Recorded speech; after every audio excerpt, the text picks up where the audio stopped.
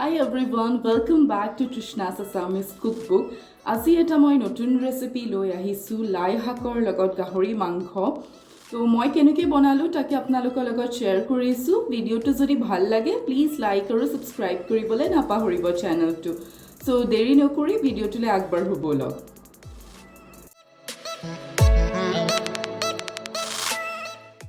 ইয়াত মই গাহৰি মাংস আধা কেজি লৈছোঁ। মই ভালদৰেখিনি ধুই পিনি বইল হ'বলৈ থৈছিলোঁ নিমখ দি পিনি 15 মিনিটলৈকে।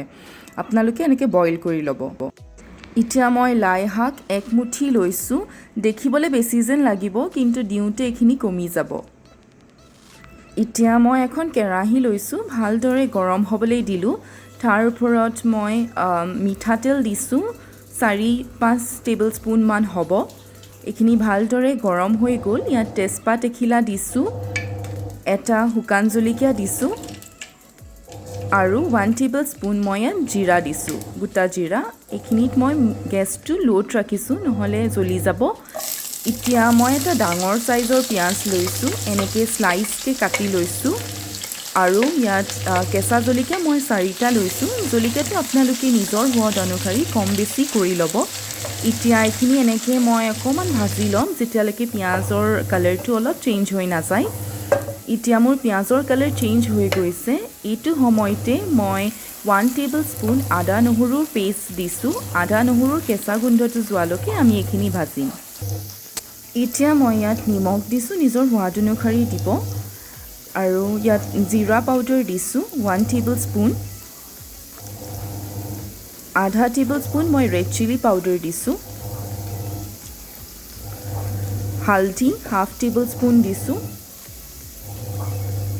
আৰু অকণমান জালুকৰ গুড়ি দিছোঁ, সেইটো আপোনালোকৰ অপশ্যনেল হয়। আৰু গৰম মছলা 1 টেবুল স্পুন দিছোঁ।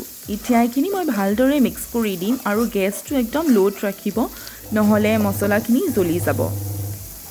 এতিয়া মই ইয়াত অকণমান জাষ্ট পানী এড কৰিছোঁ যাতে মছলাখিনি ভালদৰে আমাৰ মিক্স হৈ যায় আৰু যাতে জ্বলি নাযায়।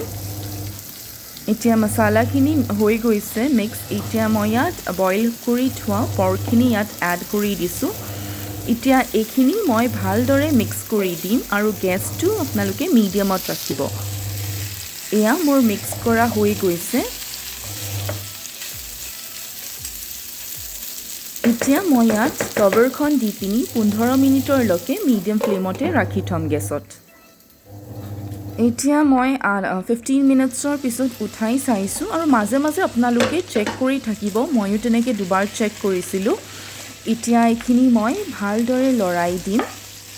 আমি বইল কৰি থোৱা আছে পৰ্কখিনি, সেইটো কাৰণে বেছি সময় নালাগে।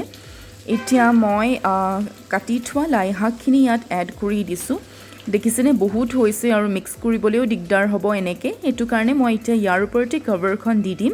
আকৌ 10 মিনিটৰ পিছত চেক কৰিম, তাৰপিছত এইখিনি লৰাই দিম। এতিয়া মই আফটাৰ 10 মিনিটছ এখন কভাৰখন উঠাই চাইছোঁ। এতিয়া লৰাবৰ পৰা হৈছেগৈ, সেইটো কাৰণে এইখিনি মই ভালদৰে লৰাই দিছোঁ।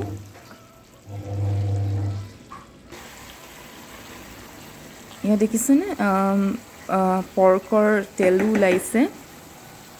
এতিয়া আকৌ মই কভাৰখন দি পিনি 5 মিনিটৰলৈকে ইয়াতে গেছতে থৈ দিম।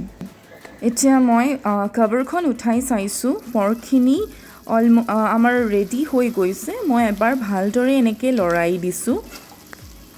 সিজি গৈছে ভালদৰে, আমি বইল কৰি থোৱা আছিলে, সেইটো কাৰণে বেছি সময় নালাগে।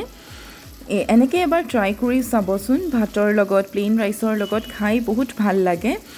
তো যদি মোৰ ভিডিঅ'টো চাই ভাল লাগিলে তেনেহ'লে প্লিজ লাইক আৰু ছাবস্ক্ৰাইব কৰিবলৈ নাপাহৰিব চেনেলটো। আৰু যদি মোৰ চেনেলত নতুনকৈ আহিছে তেন্তে প্লিজ ছাবস্ক্ৰাইব কৰি দিব চেনেলটো। চ' এতিয়ালৈ আহোঁ আৰু এটা নেক্সট ভিডিঅ' লৈ পিনি জল্দিয়ে লগ পাম। Till then bye bye, be safe.